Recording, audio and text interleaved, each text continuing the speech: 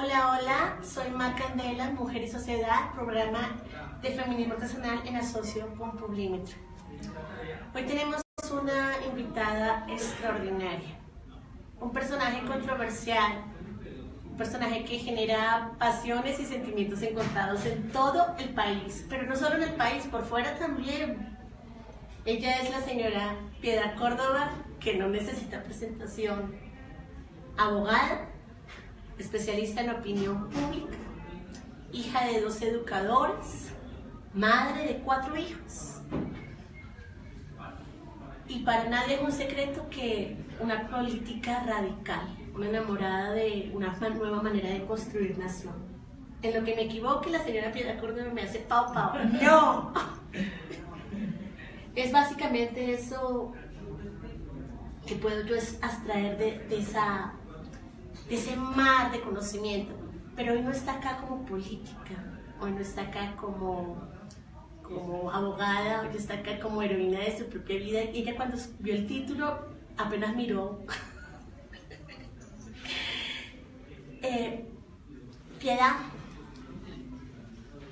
como feminista, como nueva ciudadanía y como comunicadora, yo quiero que las mujeres entendamos que cada una de nosotras tenemos que ser heroínas de nuestra vida.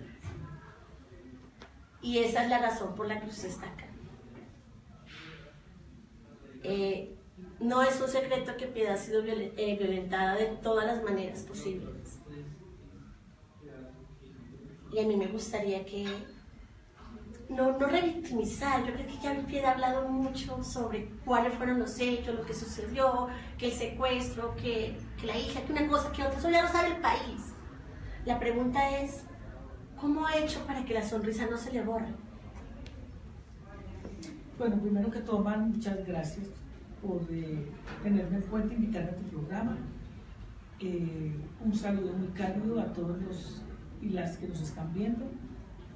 Y una felicitación también muy especial por el trabajo que haces por las mujeres, por lo que escribes, que a mí me pareció bastante revelador, bastante interesante y bastante provocador también, que pone a pensar, de verdad. Y no lo digo porque esté aquí en el programa, sino porque me gusta realmente lo que escribes y con mucha idoneidad e independencia. ¿Cómo he hecho para que no se me borre la sonrisa? Es que pienso que fundamentalmente tiene mucho que ver con mis convicciones, tiene mucho que ver con mis principios, con mis creencias, pero también tiene mucho que ver con la alegría con la que yo tomo la vida. Yo me hubiera, en otras circunstancias, yo me hubiera casi que suicidado con todo lo que a mí me ha pasado en mi vida, pero pues pienso que realmente la alegría tiene que ser parte de uno, parte esencial, esperanzadora, además, creativa, y la alegría es una compañera muy importante para cualquier cosa que uno hace en la vida. Usted en alguna ocasión afirmó que podría ser guía turística del infierno. Sí. Dijo eso abiertamente, yo puedo ser guía turística del infierno. Sí. Cuéntenos un poco a qué se refería cuando dijo eso. Pues hombre, me refería a que me han pasado cosas tan duras, tan difíciles, que es como vivir en el infierno. Entonces yo decía, hombre, yo puedo guiarlos por todos los sinsabores, por todos los dolores, por todo lo que le ocurre a uno en la vida particular y personal y también política, que puedo ser una guía turística de ese infierno que en muchas oportunidades me ha tocado vivir. Bueno, y como guía turística del infierno, ¿a qué primer pabellón del infierno de Colombia, porque hay un infierno llamado Colombia, a cuál primer pabellón llevaría usted a alguien que necesitara conocer alguna verdad? Yo llevaría al procurador, al ex procurador. ¿Y a qué rincón lo llevaría? Pues lo llevaría a ese pabellón de la verdad. Al pabellón de la verdad. ¿En el infierno hay un pabellón de la verdad? Sí, porque en el infierno uno queda al desnudo, al descubierto. Yo diría que uno queda como en pelota. Ahí no hay otra cosa más distinta que decir la verdad. Hablando del procurador, ese señor indiscutiblemente falta la verdad, y lo digo abiertamente como ciudadana, no es de mis simpatías, pero hay algo que yo admiro de Piedad. Piedad no pierde la compostura. Mar Candela sí, o sea, yo a ese señor le he dicho todas las groserías que me sé. Y Y yo me cuestiono cómo hace Piedad Córdoba para no perder la compostura. O sea, ¿cómo hace para recibir todo tipo de improperios, señalamientos, bullying, matoneo, injuria, calumnia y mantener esa impecabilidad en la palabra y en el pensamiento y en la acción? ¿Cómo lo hace? ¿Cómo lo podemos hacer nosotras en el diario vivir? No, yo creo que es muy importante, a veces uno sí la pierde, pero en privado, en momentos que son a veces muy difíciles. Por ejemplo, te cuento que yo estuve el sábado recorriendo las comunas de Medellín, la comuna 13, que ha sido una comuna muy golpeada por el tema paramilitar y el conflicto en general. Y un señor, pues yo soy muy saludadora y muy abrazadora. Yo iba por la calle recorriendo el barrio y un señor se me arrimó y yo me arrimé a saludar y enseguida empezó a faltarme el respeto. Y hubo un momento en que yo o sea, un autocontrol muy fuerte, porque hubo un momento en que yo hubiera querido, porque tenía un anillo muy grande y me pasó como una ráfaga, le voy a dar un puño en la cara a este tipo. Pero bueno, me contuve, me aguanté, pero pues se me notaba realmente que estaba muy incómoda, muy descompuesta, porque yo soy una persona muy respetuosa de las opiniones de los demás, de la vida privada de la gente, y me fastidió sobremanera que el tipo trató de ridiculizarme delante de un montón de gente diciéndome que yo era la amante de Chávez. Que son cosas realmente que te desdibujan como no solamente como una mujer que fue mediadora en un proceso de paz, mediadora en una situación de humanitaria, como era rescatar del secuestro y de la retención a un montón de personas, y no simplemente que no logré porque me acosté con Chávez. Allá quería ir. Y yo diría, por ejemplo, porque a Fidel no le preguntan si se acostaba con Chávez. Estamos de acuerdo, pero se me adelantó Piedad. Venga. Cuando usted empezó la defensa por una construcción de nación diferente, estábamos en una época de gobierno donde, a mi criterio, a mi juicio, no había interés de paz. El gobierno, el Estado no estaba interesado en un proceso de paz, en una reconciliación. Usted empezó cuando nadie hablaba del tema, nadie. Entonces usted iba y se ponía las pantaneras, iba donde tenía que ir, y hacía esas peleas, y daba esas batallas, y también provocaba. Yo tengo en mi memoria un asunto, no recuerdo el rescate, que me falla la memoria, pero un rescate muy resonado, y usted fue como abanderada de ese rescate porque formaba parte del tema, vestida totalmente de rojo, turbante rojo, sudadera roja, absolutamente rojo. Y eso es un mensaje no verbal, eso es un mensaje absolutamente provocador. Usted sabía que eso iba a pasar, porque la gente hace sus relaciones. ¿Por qué lo hizo? Pero yo creo que a veces la gente hace unas relaciones más allá de lo normal, más allá de lo situacional. Y yo no lo hice ni siquiera pensando ni en el Partido Liberal, pues al Partido Liberal no le interesaban los gobiernos, y mucho menos tampoco pensando en el chavismo, porque realmente yo no hago parte del chavismo, o sea, yo hago parte de un proceso muy importante en la región. Fue accidental. Fue accidental, y porque realmente yo siempre trato de combinarme todo. Mira, tengo esto gris, aquí gris, los zapatos grises, las medias grises. Entonces ese día dijo todo de rojo. Sí, ese día dije todo de rojo. Como había días que me iba toda de blanco. Sí, lo vimos, pero esa ropa roja ocasionó efervescencia e ira en mucha gente extremista. O sea, lo que esa ropa roja significó en el imaginario colectivo de alguna gente, mucha gente, es esta mujer es chavista. Sí, yo no me dirían eso, no sé. Y no, sí, en redes sociales. Yo siempre me cuestionaba, ¿cómo hace Piedad Córdoba para mantenerse impecable, seguir, trascender?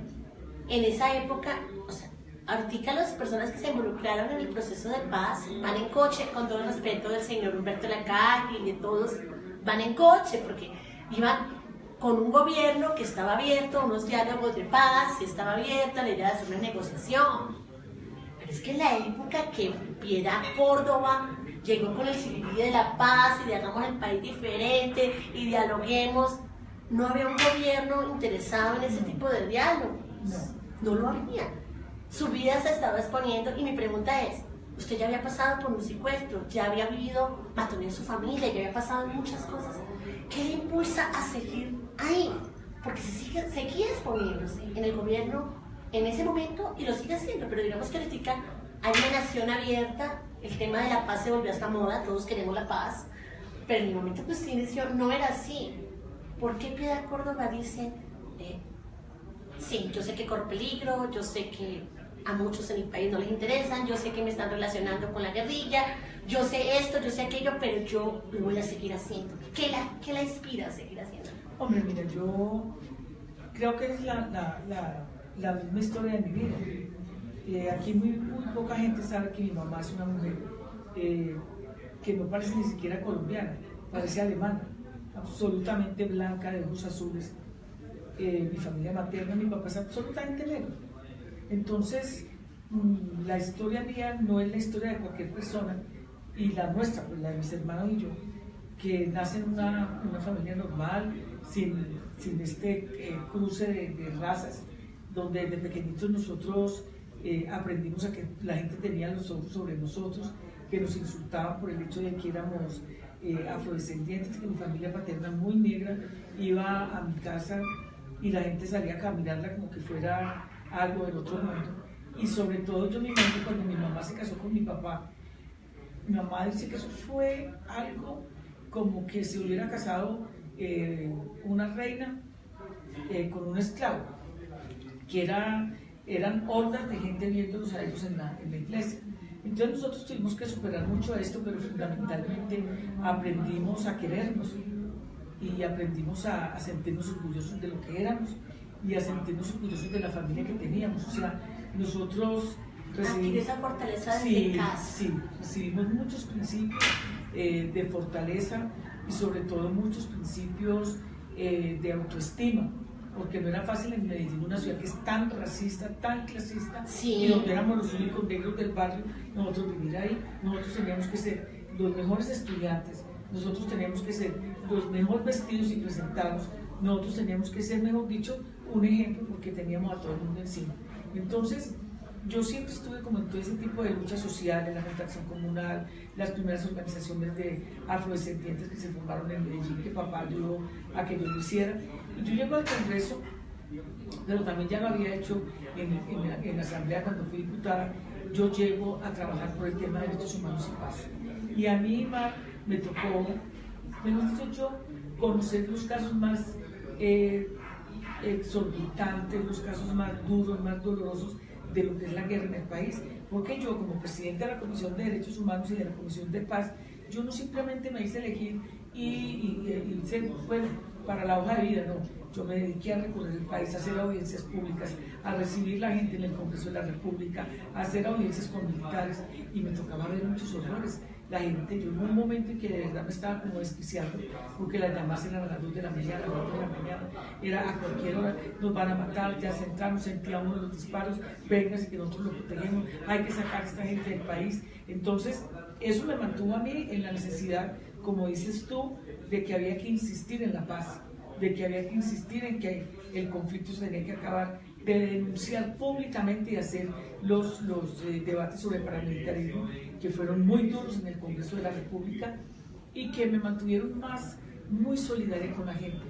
Y yo creo que un hecho que a mí me marcó mucho también, y es el que yo veía que el intercambio humanitario se volvió como una moda, para hacer un evento, para hacer el otro, para conseguir plata, muchas ONGs, para estar en la palestra pública, pero nadie hacía nada de verdad a fondo que lograra que se pudiera superar y que se pudiera recoger a la gente para que se pudiera empezar el acuerdo de paz. Y es cuando yo decido salir de la zona de confort. Y se va de cabeza. Y me voy de cabeza a meterme en el Perú. El asunto que da es para todas las compañeras que nos están viendo. Tengo que decirlo, yo sé que usted lo sabe, una mujer que ha sido estigmatizada de mil maneras. Y eso de amante de Chávez es lo poquito que uno lee en internet, es lo poquito, eso es lo menos ofensivo que uno lee. Y memes, yo sé que los ha visto, de pronto no, pero de pronto sus hijos o alguien le ha dicho, memes de usted con Chávez teniendo relaciones sexuales, que me parece lo más terrible que le pueden hacer a una mujer. Y eso se ha visto. Sí. O sea, usted ha tenido que soportar violencia política, violencia social, violencia psicológica, Sí. violencia moral, violencia simbólica, física. Porque es que el día que usted la secuestran, a usted le meten un empujón y empiezan los maltratos físicos. O sea, usted vivió todo tipo de violencia. Y sin embargo, usted se para y le dice al país lo que usted cree, lo que usted defiende, más allá de si yo estoy de acuerdo o los compañeros aquí presentes, si estamos de acuerdo o no con su ideal de país o su concepción de país. Eso es berraquera, Piedad. Pero más que berraquera, ¿qué es? Esa es mi pregunta clara. ¿Qué le lleva a usted a decirle? O sea, ¿cómo las mujeres podemos, después de ser ninguneadas, porque eso es lo que usted ha sido, ninguneada todo el tiempo, pararse con esa sonrisa, con esa voz tan sobria, con ese carácter y decir, esto es lo que yo defiendo? Y acá estoy poniendo el pecho y los ovarios, sabiendo que usted dijo algo que me impactó mucho. Yo sabía que algo me iba a pasar y lo del secuestro a mí no me tomó por sorpresa. Eso lo dijo. Sí. O sea, siempre ha sabido que usted se expone. Eso lo sabe desde hace muchos años. Sí. ¿Cómo hace? Y cómo le diría usted a las mujeres que tienen zozobra porque algo les puede pasar si denuncian violencia o denuncian aquello? Porque para eso es que, eso es lo que a mí me interesa de Piedad, que nos enseñe cómo se hace, porque hay decenas y millones de mujeres que se callan porque tienen miedo que el marido las mande a matar o les mate el hijo si denuncian violencia. Usted tenía miedo de todo, que se metieran con su mamá, que se metieran con sus hijos, que se metieran con... de todo, y aún así se para. ¿Qué nos dice? ¿Cómo nos enseña a hacer eso? Bueno, es que yo creo que el que diga que no siente miedo tiene que tener algún problema mental también. Pero una cosa es lo que hace el miedo, si te paraliza o si el miedo realmente es un sentimiento, una emoción que significa que uno, a pesar de ello, tiene que seguir adelante en lo que cree, en lo que lucha. Y hay demasiados ejemplos en el mundo, demasiadas mujeres que lo han hecho porque se han empoderado precisamente de la politización de su pensamiento.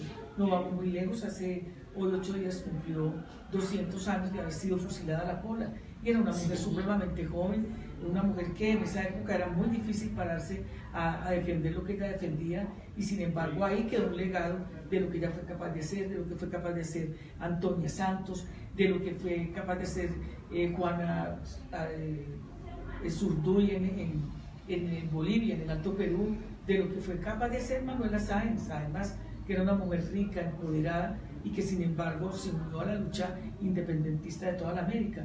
Yo creo que yo he tenido la ventaja primero de haber sido una mujer educada, y de haber tenido un papá que, a pesar de que era un papá muy conservador, muy necio, mi papá era un tipo que procuró muchísimo porque nosotros estudiáramos. Y mi mamá, de las pocas mujeres que, tanto mi abuela materna como la paterna, de las pocas mujeres que estudiaron, que nosotros teníamos ya ahí, traíamos como un legado.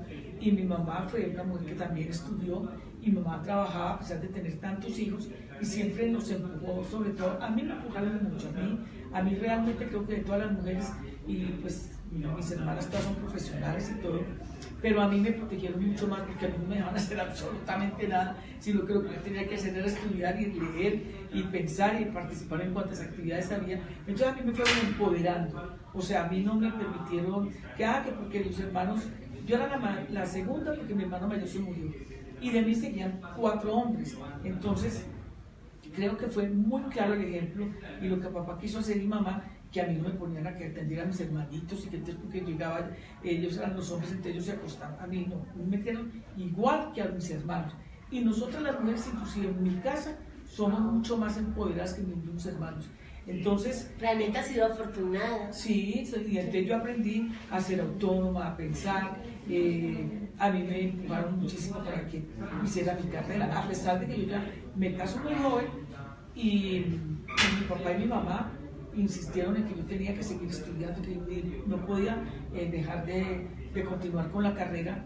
Pero yo también creo, Mar, que mucho tiene que ver. Mira, si una mamá como la mía se casa con un hombre como mi papá hace como 70 años, estamos hablando de palabras mayores. O sea, el cuero que yo tengo es de la correa de mi mamá, o sea, la que era tenaz, la que era libertaria, la que era capaz de acabar con todos los tabús, fue mi mamá. A mi papá le queda muy fácil casarse con mamá blanca, aunque mi familia paterna pues tampoco veían a mi mamá con buenos ojos, por blanca. Pero para mamá era mucho más fuerte, era mucho más difícil, tuvo a todo el mundo encima y sin embargo mi mamá se mantuvo. Y eso tiene que ver con las causas que yo también soy capaz de defender, con lo que he enfrentado, que me mantengo, que me fortalezco. Piedad, usted ha tocado un punto neurálgico. Hace 70 años ocurrió ese matrimonio. Sí. Eso deja clarísimo que su linaje, por decirlo de alguna manera, su línea de valor genética, sí, es de una familia revolucionaria, de una familia que no acepta el sistema y que empieza un cambio, una transformación social política desde la familia, que desde ahí debe empezar toda transformación. Entonces usted es producto de eso, pero usted es una excepción, una norma, y hay que decirlo. Aún en el tercer milenio, porque estamos a puertas del tercer milenio, una persona blanca se casa con una persona de piel negra, es un problema, no sí, igual, no es incaparable hace 70 años, pero sigue siendo un problema. Sí. Y seguimos teniendo machismo, androcentrismo, patriarcado, etcétera, etcétera. Y usted tocó un punto, claro, usted fue educada para el poder. Sí. A usted la educaron para tomarse el poder, desde siempre. Entonces, por ahí empezamos el cambio en la vida de las mujeres y creo que por eso estamos tan atrasados, porque en Colombia a las niñas todavía le están diciendo que tengan peladitos a los 15 años y consigan quién, eso está pasando, los barrios, que se consigan quién las mantenga, sigue pasando. Sí. Piedad, ¿cómo hacemos? ¿Cómo ve usted, digo yo y algunas compañeras feministas, para construir esa matria donde las mujeres, igual que esos padres de la patria, seamos madres de la matria del país, con tanta pobreza? Es que usted tuvo unos privilegios, hoy no voy a hablar de mí, pero la gran mayoría no tuvimos la oportunidad de estudiar, de formarnos con el ritmo natural de la vida, que papá y mamá se encargan, la mayoría, y eso sigue pasando. ¿Cómo hacemos para estructurar eso? Porque es que ustedes, ¿quién es? Porque ustedes dieron las bases. ¿Cómo hacemos con las mujeres que no tienen esas bases? Que están muertas del miedo, porque el hombre que las golpea amenazó con matarle a los hijos o matarla a ella, se abre la boca. ¿Cómo hacemos para sacudir esas mentes? A ver, yo creo que en eso tú has tocado también algo muy importante, y es el círculo de la pobreza.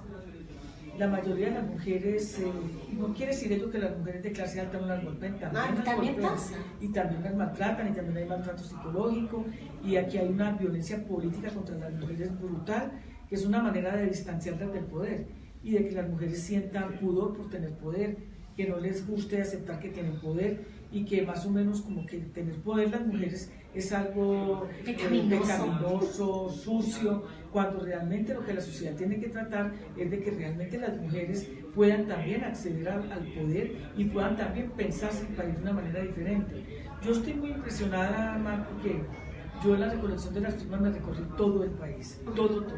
Y yo estoy sacando una serie de conclusiones, y una de ellas es, a mí me parece que este país no quiere a sus mujeres, trata muy mal a sus mujeres. No las quiere, el aumento del feminicidio en Colombia es una cosa que debería haber prendido las alarmas, que debería haber generado una política pública para protegernos y para protegerlas, pero todo lo contrario. Mira, el aumento de abuso sexual de niñas es una cosa tan brutal que debería avergonzar al país. El aumento de niñas de 12 años embarazadas, niñas de 14 años con 2 y 3 hijos, es una situación de verdad muy alarmante. Yo lo decía esta mañana en una entrevista que tuve para un medio, que yo llego a la presidencia de la República y yo lo primero que voy a hacer es un inventario de lo que significan en el país la cantidad de niñas que quedaron embarazadas, que están embarazadas por una razón muy sencilla. Primero, porque esas niñas no van a poder seguir estudiando, no van a poder tener una vida de mujeres empoderadas como tú o como yo, y no van a poder ninguno de esos niños realmente también ser unas personas que puedan vivir con dignidad. Y nosotros tenemos que tener la obligación de hacernos cargo de ello. Nosotros tenemos la obligación de hacer una gran revolución educativa. ¿Qué le decimos a esas mamás? están adormecidas. Es que yo creo, Mar, que el problema no es una decisión individual, sino que tiene que ser una política pública del Estado. Primero, es absurdo y ridículo que aquí no se pueda hablar de salud sexual y reproductiva.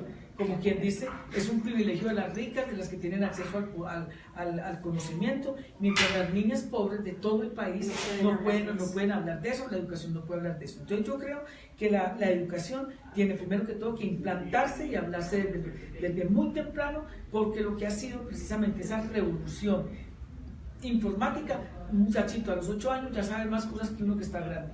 Y fuera de eso, yo creo también que es muy importante que los contenidos educativos, en los libros, en los textos escolares, en todo, se hable con igualdad de las mujeres. O sea, construir la construcción de igualdad de las mujeres y de los hombres no es un problema simplemente de una familia, porque es que muchas veces en la familia ni siquiera consideran que las mujeres pueden tener el mismo estudio que los hombres o pueden tener las mismas posibilidades que los hombres, y es más, tratan de alejarla de la vida pública. ¿Verdad? Y yo creo que aquí nosotros tenemos que lograr, por ejemplo, el reconocimiento del trabajo doméstico, la remuneración del trabajo doméstico, el impacto que tiene sobre el Producto Interno Bruto de una nación es muchísimo. O sea, lo que las mujeres aportamos en eso es impresionante. Mira, la semana, en esta semana se van a empezar a conmemorar los 60 años del voto. Sí. Y realmente el voto de las mujeres no ha servido para hacer una revolución cultural, no ha servido para que las mujeres estemos en igualdad. Ahí me lleva a dos preguntas, Piedad. Una, la primera, usted fue maltratada en el Congreso y ha sido maltratada por el sistema político, eso no es un secreto, por sus ideas divergentes. Sí. Usted afirmó públicamente que al Congreso de la República no regresó. No, yo no. Yo a ese lugar no regreso, fue tácito. No obstante, aspira a la presidencia de la República, y lo digo con todo el respeto. Sé que lo sabe porque su hijo hizo algún video al respecto. Sabemos que no va a ser presidenta de la República en el sentido, no que no tenga fuerza, no que no tenga seguidores, sino que hay una estructura que no permite que las mujeres lleguen a la presidencia. Eso se lo diría a Claudia, se lo diría a cualquier candidata femenina, no es un tema con piedad. Y hizo un poema muy interesante porque usted no sería presidenta, él hizo un poema al respecto. Entonces, sabiendo toda esta realidad antropológica, sociológica, política, humanista, ¿por qué se lanza a la presidencia? Porque yo voy a ponerme en esta tarea de hacer ejercicio. Porque son muchas razones. La primera, yo estoy absolutamente segura de que sí lo voy a hacer. Sí, yo he roto muchos paradigmas en este país. Y lo voy a hacer además porque este país necesita también como una mamá que lo quiera, que lo cuide, que lo abrace, que le diga realmente que ser colombiano es un orgullo, que nosotros tenemos una riqueza extraordinaria en este país, que lo que ha pasado con los distintos gobiernos en donde han habido hombres y mujeres igual, es que realmente les interesa más lo suyo, les interesa más estar bien, les interesa figurar, les interesa estar todo el tiempo en la zona de confort y no la capacidad. Cuando uno es una mamá, uno cuida a esa criatura con un amor, con un desvelo, no quisiera que le pasara nada. Si te toca, te sacan la comida de la boca para que esa criatura o ese muchacho esté mejor. Procura uno que pueda ir a la universidad, procura uno que pueda tener un buen empleo, procura uno que pueda tener una buena familia, sea la que sea. Entonces, yo estoy absolutamente segura que yo estoy llena de amor para este país. No hay otra razón que me asista. No hay ninguna otra razón que me asista, porque lo mío ha sido muy distinto, ha sido una carrera de obstáculos todo el tiempo. Sin embargo, yo no me he beneficiado de la política más. Mira, a mí me pueden criticar por la forma de pensar, porque defiendo los derechos de parejas del mismo sexo, porque estoy absolutamente convencida de las causales de interrupción voluntaria del embarazo, porque estoy absolutamente segura de la necesidad de ampliar la democracia para que las mujeres estén donde tenemos que estar, y criticarme porque creo que este modelo de país es un modelo, sin hablar ni de izquierda ni de derecha ni cosas de esas, este modelo de país no le garantiza la vida digna absolutamente a nadie. Y mientras eso no se cambie, mientras eso no se transforme, y una cosa muy importante, Mar, que también la tienes tú, yo no necesito pedir permiso a nadie para pensar, y a nadie para opinar. Yo necesito sentirme bien y poder decir lo que yo creo que tengo que decir, que tengo que hacer. Por supuesto, sí. Claro que sí. Piedad, ¿qué piensa usted cuando alguien por ahí va y dice, el amor es político y el amor es una apuesta política. También, o sea, a mí sí me parece. Y es una apuesta además que también se parece mucho a lo que es la política, porque es el arte, es la capacidad de ceder, es la capacidad de llegar a acuerdos, es la capacidad de respetar al otro o a la otra, es la capacidad de que precisamente, no desde el sacrificio, porque un amor sacrificado a mí no me sirve para nada. Si yo tengo que estar sufriendo para poder querer a una persona o que esa persona me quiera, mejor dejemos los santos quietos y chao pescado, porque eso no es lo que uno quiere en una relación, donde además... no es saludable. No, eso es enfermizo, eso es horrible. No es una cosa más desesperante que uno estar enamorado de una persona que no lo quiere a uno, o que una persona se enamore de uno y uno no la quiera. No, entonces, es una apuesta pues, que obviamente es muy hermosa. Yo soy una persona muy amorosa, aunque mucha gente crea que soy una persona dura, no. Yo soy una persona radical en mis ideas, pero en el trato con los demás y las demás, soy una persona muy distinta y en mi relación personal o afectiva también. Yo estuve por ahí chismoseando la Piedad y sé que ha ayudado a varias madres solteras a asumir su rol ante su familia y ante la sociedad. También sé, por ejemplo, que su hermano mayor en algún momento de la vida sufrió matoneo racial. Sí. Y él no lo pudo superar, a él, no. Para él fue una cosa... mi hermano no lo superó. No, pero era el tercero, el tercero de los hombres. Mi hermano mayor se murió muy chiquito. Fue el tercero de los hombres y fue de verdad un lastre que nos afectó muchísimo, porque cuando mi hermano estaba terminando el bachillerato, que hacen siempre, pues en esa época hacían siempre la excursión del colegio de fin de año cuando se gradúan. Entonces mamá fue al colegio por los temas antes de terminar el año, y entonces a mi hermano le metieron en la cabeza que mi mamá no era la mamá de él. Pues porque a nosotros nos costó mucho sacrificio, fue muy problemática la relación. ¿Por qué? Por ejemplo, yo estaba en el colegio, en el CEFA, mamá iba por las notas mías, y ¿qué ocurría? Que a mi mamá no le entregaban las notas, porque esa no era mi mamá, esa no era mi mamá, pero yo asumí eso de una manera distinta, ¿me entiendes? Y mi papá era el que iba, porque mi papá tenía que ir al colegio a decir que sí, que ella era mi mamá, y que él era su esposa, y que entonces que le entregaran las notas. Pero yo eso lo asumí con mucha, no sé, yo me sentía como tan extraña a todas las demás, y yo quería mucho a mi papá y a mi mamá, y a mí me parecía como tan... O sea, yo me vine a dar cuenta que yo era distinta cuando empecé a oír negra ni mi teléfono, negra espanta a la Virgen, negra no sé qué. Hizo conciencia por el racismo, sí, no por algo que... No, yo no sabía o sea, no sabía que era malo para la gente y que a uno lo rechazaban por eso. Por eso mamá fue con nosotros. Aquí nadie venga llorando a gritar que porque le dieron negro, porque no sé cuántas. ¿Cómo conecto yo lo del amor político con la historia de su vida?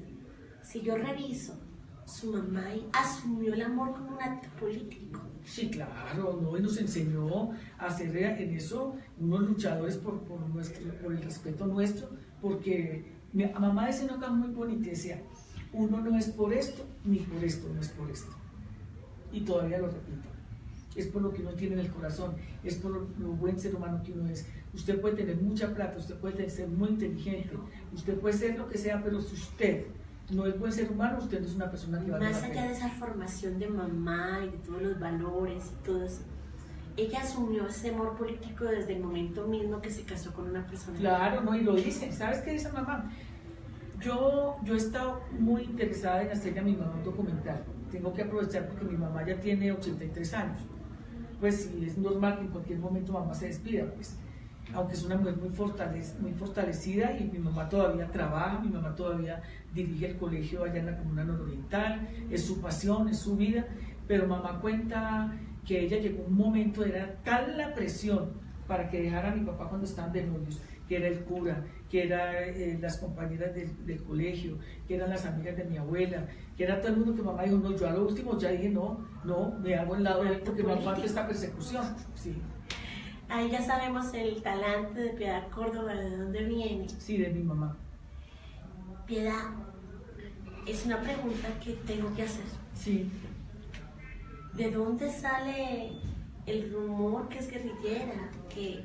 ¿Por qué? O sea, eso es nocivo. Yo sé que usted jamás pues, ha militado, eso lo sabemos, o sea, nadie puede decir eso. No.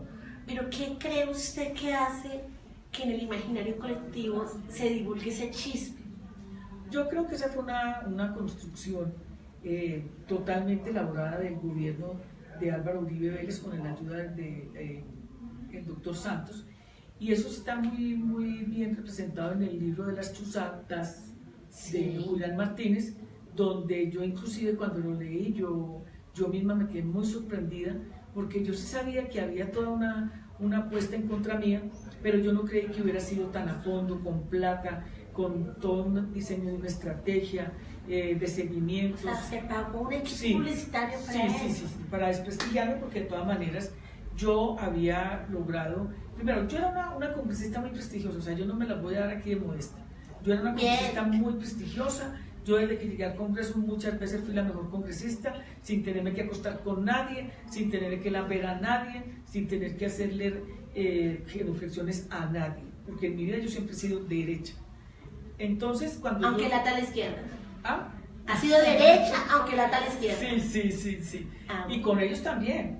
Bueno, pero a medida que yo me adentro en el tema de las liberaciones y que se empieza a dar cuenta esta gente que sí se iban a dar, que no era un cuento, que yo había logrado avanzar, pues obviamente montaron toda la estrategia de descrédito, desprestigio, porque además yo iba como un bólido en la política, y además, mira, te lo puedo decir con toda tranquilidad, a mí no me puede decir el doctor Cepa que me ayudó, a mí no me puede decir el doctor Samper que me favoreció, no lo puede decir el doctor Gaviria, porque pues de todas maneras yo no soy santo de su devoción, porque pienso muy distinto. Entonces era un trabajo hecho desde la perspectiva de mujer, desde una mujer convencida que podía tener poder en el sentido de lo que yo considero que debe ser el poder. Entonces se me montó una vaina que yo cuando menos pensé ya estaba totalmente enredada con eso. ¿A quién más le podía yo decir que entregaran las personas? A las FARC, era que las que lo tenían. Yo no me iba a ir donde las belemitas descalzas a decirles, vean que si nos entregan la gente que sea en poder de ustedes, no, eran las FARC, pero yo jamás en mi vida, y si lo hubiera sido, creo que no lo negaría. Yo hay dos cosas que siempre he dicho, siempre. Cuando yo empecé con el proyecto de parejas del mismo sexo, no. Pasé de ser, yo me acababa de separar en esa época, entonces comenzaron a decir que lo que pasaba era que yo era lesbiana y que entonces me había ido a vivir con una amiga, o sea, no tenía nada que ver con eso. Entonces yo siempre he dicho, si yo fuera lesbiana, el mundo entero lo sabería. Si yo fuera lesbiana, sería una activista. No es una mujer que oculta lo que es. No, para mí es muy difícil vivir por eso yo no serviría para tener amante. Entonces no tiene amante. No. Ya nos enteramos que no tiene por ahí ningún carro en bajo. No tengo ningún arrocito en bajo, ni ningún calentado. No, yo tengo un compañero al que quiero, al que no me interesa para absolutamente ni nadie que se meta con él, ni lo conozca, ni nada.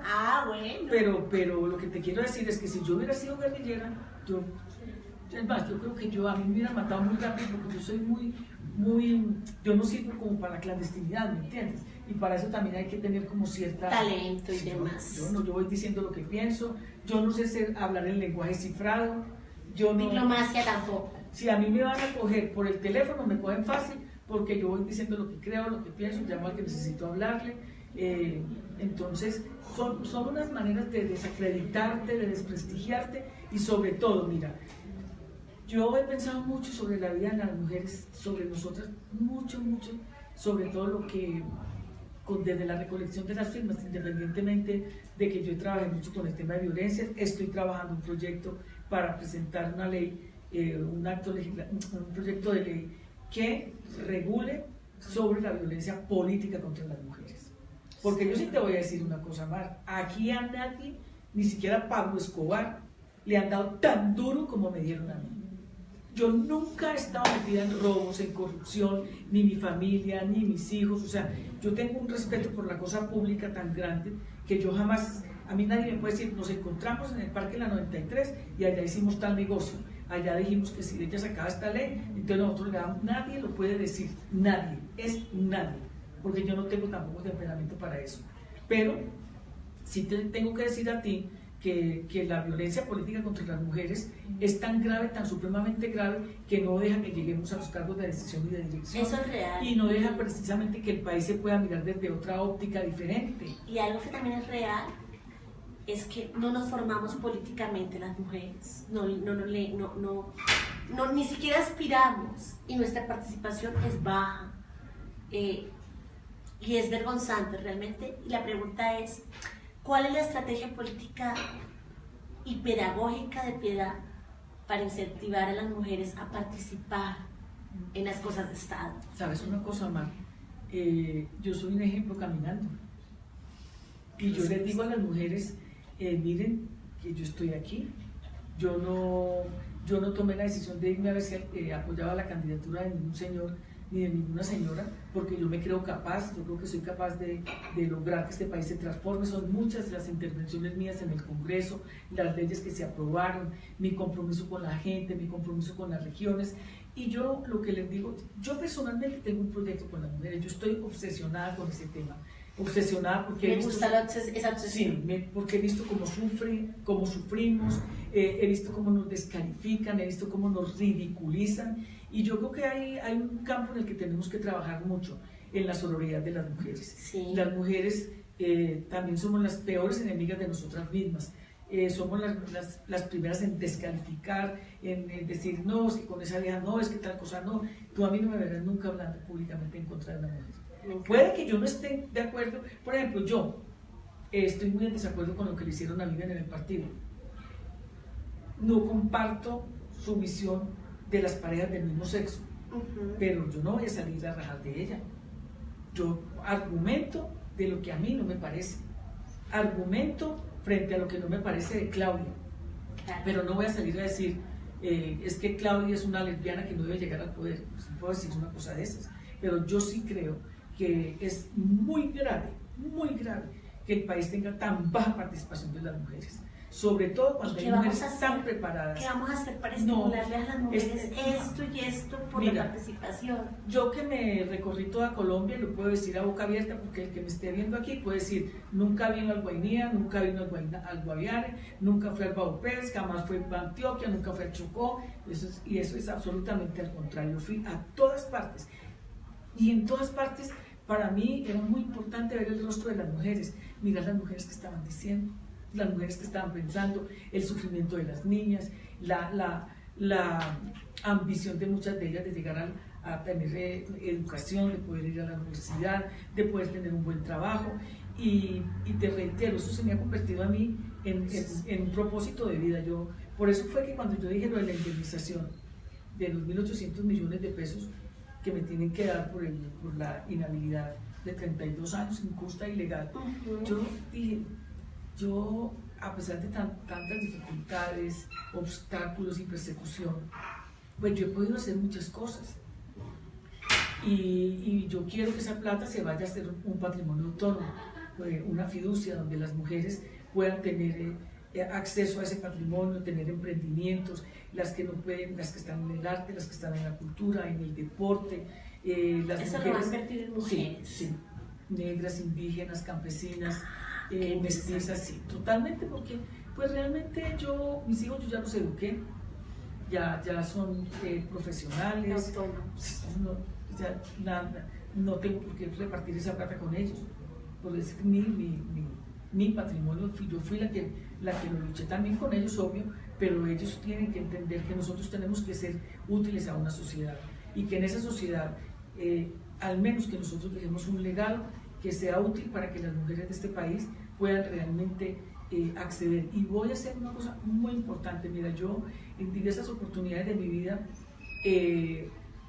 con mis propios recursos, he ayudado a que las mujeres se metan en la política, pero además incentivé resoluciones cuando estaba en el Partido Liberal para exigir que las mujeres estuvieran en las listas, la mitad hombres y la mitad mujeres, inclusive lesbianas, inclusive la resolución decía mujeres, homosexuales, indígenas, negros y jóvenes, y eso fue una aquelarre, pero se la tuvieron que aguantar. Entonces mi sueño, mi aspiración en este momento es que mi hijo Camilo, que es empresario, que es economista, tiene que aumentar ese patrimonio para que nosotros podamos llegarle a muchas mujeres y financiar mujeres que vayan y participen en la política. Me parece bien. En la política, desde lo local hasta lo nacional. Me parece una respuesta maravillosa, me parece sensacional saber que va a hacer eso con esos recursos, porque realmente la gente no piensa, cuando reciben indemnizaciones, piensan en otro tipo de proyectos, pero mujer no está. Hay dos cosas que me han impactado en el trasegar de Piedad, y por eso volvía y hablaba de lo del amor como una apuesta política. Usted en una ocasión en una misa le dio un beso en la mejilla a Uribe. Sí. ¿Eso fue una apuesta política? ¿Eso fue un mensaje? ¿Por qué lo hace? O sea, no es un secreto de que definitivamente con ese señor. ¿Y cómo en ese espacio decide hacerlo? No, porque primero que todo fue sorpresivo para mí. No me imaginé que él estuviera ya en ese evento que es una fiesta religiosa que tiene mucha resonancia en La Guajira con la Virgen, y yo fui, entre otras cosas, porque yo estaba con Rigoberta Menchú. Nosotros fuimos a tratar de ayudar para el tema de los niños y las niñas indígenas que se estaban muriendo de hambre, y entonces pues entramos a la iglesia, y yo no tenía idea que Álvaro Uribe estaba ahí. Entonces, nos encontramos así, o sea, frente a frente, y entonces nos saludamos, y cuando él se acerca a darme el beso, pues yo también se lo doy. Yo con eso no pierdo absolutamente nada. Yo realmente, a mí Álvaro Uribe sabe que me persiguió, que me hizo daño hasta la saciedad. En la política ellos la consideran de esa manera, yo no, pero de todas formas yo también creo que es importante. Mucha gente no me llamó, que cómo era posible, que yo hubiera hecho eso, que qué horror, que ese tipo. Definitivamente yo no estoy en la dinámica de ese odio y de esa cosa tan azarosa que se ha empoderado del país. Como otra gente me dijo, bebé, muy chévere, muy bueno, así debería ser todo el mundo. Bueno, es más, me dijo que nos reuniéramos. Yo le dije que yo tenía mucho interés en hablar con él por el tema de la paz, y nunca más me volvió a pasar. Solamente fue el momento mediático. Sí, a él también como que le dieron muy duro, pero bueno. Bueno, Piedad, el tiempo corre, pero yo no puedo permitir que este momento tan especial para nosotras es recibir. O sea, realmente usted está acá, Mujer y Sociedad, porque yo necesitaba una mujer que con su vida le hablara a las mujeres de cómo sobrevivir al matoneo, a la persecución, a la violencia, y poder sonreír y decir, esta soy yo y esto es lo que yo defiendo. Y para mí usted era ese referente en Colombia. O sea, no veo otra. Hay buenas mujeres, sí, pero ninguna tan asediada, tan perseguida, tan ninguneada como lo ha sido usted en el país. Y tengo una pregunta cruda, espero que no me quite la después de hacérsela. Se rumora que su campaña es patrocinada por el gobierno de Maduro. ¿Es cierto o es falso? No, es absolutamente falso. Eso hace parte de la misma cosa de que era amante de Chávez. La misma historia. La misma historia. Además, yo te voy a decir una cosa. ¿Por qué no le preguntan a otros a quién nos financia? ¿Por qué no me preguntan si no a mí? O sea, ¿quién financia a De la Calle, Odebrecht o Panama Papers? Habría que preguntarles. ¿Quién financia a Vargas Lleras? Hay que preguntarles. ¿Los contratistas o él? Hay que preguntarles. ¿Lo financia el partido o quién? Yo no, porque primero que todo, yo no veo por qué a mí me tiene que financiar el gobierno venezolano. O sea, yo no vivo en Venezuela, yo vivo en Colombia, yo no soy una persona que pueda como conducir los destinos pues, del país que amo profundamente, al que le agradezco todo lo que hicieron por Colombia. Yo no soy de las personas que para conseguirme un voto o para quedarle bien a cualquier persona, digo, no, yo no voy a ir a Le Marcandela, las cosas que el señor escribe, no, qué horror, me caigo con fulano, me caigo con sultano, no, yo no, yo vengo porque me parece interesante, porque me parece importante. Yo nunca vivo buscando vitrinas en ninguna parte, pero yo tengo que decir muy claramente de que soy una persona leal y agradecida. Pero a mí me daría mucha vergüenza, o sea, yo, ¿por qué tengo que recibir plata de allá? Yo acabo de hacer un préstamo en el Banco Popular de casi 500 millones de pesos para financiar mi campaña, porque no van y preguntan al banco si es verdad o es mentira. Deberían hacer indagaciones en general. Pero no me choca que me pregunten. Miren, me preguntan que si Maduro me manda plata, antes que Chávez, según cuentas, según el ex procurador, me había dado 2.000 millones de dólares. Dime tú dónde se guarda uno 2.000 millones de dólares, por Dios. Fuera antes que no, que yo tenía tarjeta de crédito de Chávez. No, pues es una vaina vulgar. Yo tengo una tarjeta de crédito de toda mi vida, el Banco Popular, una cuenta como de 30 años. Y yo he tenido negocios, yo he tenido mis propias empresas, yo tengo una pensión, yo tengo mis asesorías. O sea, yo digo esto porque te lo quiero contestar, pero inclusive de la manera como la preguntan me ponen en riesgo y ponen en riesgo a mi familia, porque a mí me toca, a nadie le preguntan nada, mi declaración de renta está en la DIAN, que vaya a DIAN, ¿cuánta es? La pregunta, y lo digo aquí, la pregunta no lo hice ni con ánimo de poner en peligro a nadie, ni con ánimo de ofender. Por eso dije, wow, es difícil hacer la pregunta. La pregunta la hago porque como activista es muy complicado ser comunicador y ser activista al mismo tiempo. Y también fui matoneada cuando empecé a decir, voy a hablar con Piedad, y Piedad tiene mucho que decirle a las mujeres y Piedad tiene mucho que enseñarnos. Y recibimos presión. Y una de las cosas que dijeron frontalmente algunos seguidores fue eso. Yo dije, me voy a lanzar porque yo sí quería que Piedad lo dijera. Yo no soy quien para cuestionar, no me compete a mí. Creo en la honestidad de muchos de sus pasos porque los he seguido, pero es importante que Piedad lo diga. O sea, Piedad siempre ha sido la que ha puesto el pecho por Piedad. Por eso lo hice, no para poner en riesgo nada y no para ponerla en tela de juicio. Y sí es cierto, porque no le preguntamos a los otros candidatos de dónde vienen los dineros para su campaña. Ese ejercicio hay que hacerlo. Vienen de las alcaldías, vienen de las gobernaciones, vienen de los ministerios, vienen de los contratos que tienen y que han hecho con la plata del Estado, pero a ellos no les preguntan absolutamente nada. A mí no me importa que me pregunten, o sea, yo no tengo por qué esconderme detrás de la respuesta. Yo digo lo que sé que tengo que decir y que es porque yo sé más, que a mí me investigan, a mí me han investigado, mejor dicho, hasta qué calzones me pongo yo. Piedad, ¿usted qué piensa si yo le digo que yo opino que usted es una mujer putamente libre? Totalmente cierto.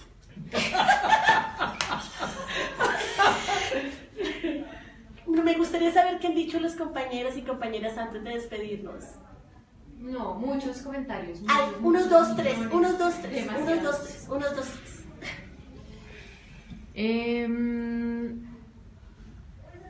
A ver.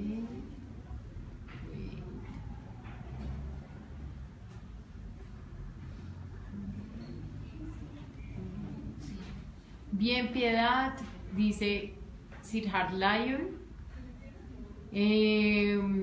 Fabricio también dice que muy buena pregunta la última que hizo. Ya, por ahora esos. Piedad, le tengo una sorpresa y quiero que todas y todos sean testigos.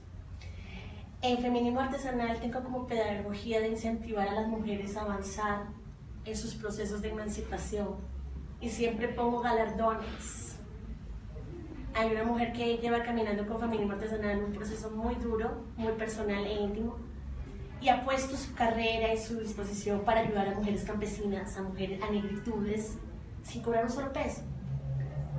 Aparte es extremadamente joven y es de esas fan enamoradas, absolutamente fan, le ha seguido, la lee, la busca, un tiempo que militó en la izquierda, un tiempo que estuvo en marcha patriótica, y por cosas de la vida se retiró de todo eso y se quedó militando en Feminismo Artesanal y llevamos ya un tiempo juntas y me dice, le dije alguna vez, si algún día conozco a Piedad Córdoba y tú y yo llevamos más de 2 años juntas peleando por la vida de las mujeres en el país, te la voy a presentar. La vida me dio la oportunidad y esa mujer está acá.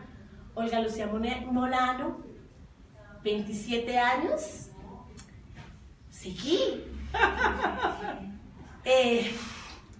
Es lingüista y antropóloga en formación y una feminista radical hoy en día. Antes no lo era. Bueno, adelante. Perdóname. Piedad, yo vengo a traer tu regalo personalmente. Estoy muy feliz de conocerte, pero quiero leerte las palabras que escribí para ti. Las historias se han usado para despojar y calumniar, pero las historias también pueden dar poder y humanizar. Las historias pueden quebrar la dignidad de un pueblo, pero también pueden reparar esa dignidad rota. Gracias por tu historia, Piedad, y por narrar Colombia desde tu experiencia. Me hace muy feliz tenerte acá. Yo me siento honrada de poderte cumplir la promesa. Muchas gracias, Ojita, muchas gracias. No, Muchas gracias. no con el link.